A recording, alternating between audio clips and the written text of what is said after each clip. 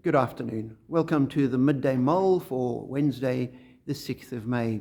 With McShane, we're reading through the letter to the Hebrews, today chapter 11, chapter focusing on faith. And there's a list of people who are acknowledged for their faith. And it's interesting to just look at the list from verse 7. By faith, Noah built an ark.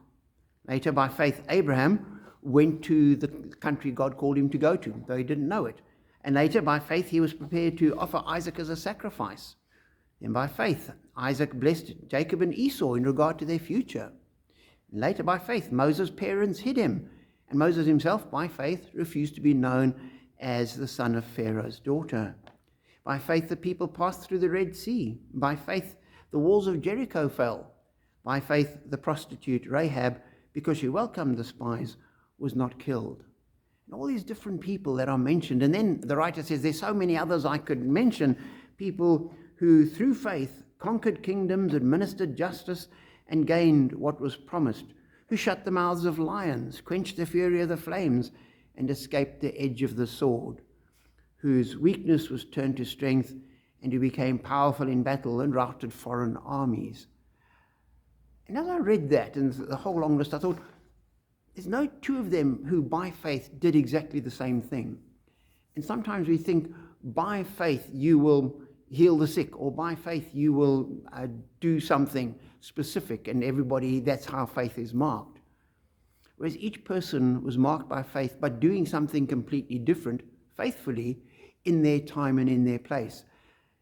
And today we need to recognize that each of us, our faith will look different from everyone else's, because we're different people and we have different situations. And so for some people, faith might mean getting super involved with a church. For other people, faith might mean looking after the sick and the elderly. Other people, faith will be getting involved in looking after the environment.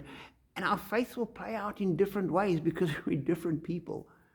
And so we need to be encouraged that sometimes we might feel that somebody else is better than us because look at what they're doing and I'm not doing that. Well, that's fine. As long as I'm faithful to God and doing what I'm doing because of Him and saying, Lord, I want to do this for you. And we mustn't let other people look down on us.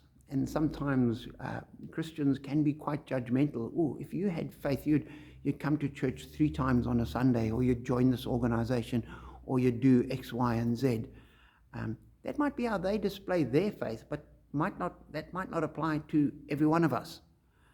And so we need to be encouraged to ask God to work in us and through us, and that we live out our faith where we are, as we are, doing what we believe we're called to do, and know that it is God who sees, that it is God who measures, that it is God to whom we answer one day, no one else.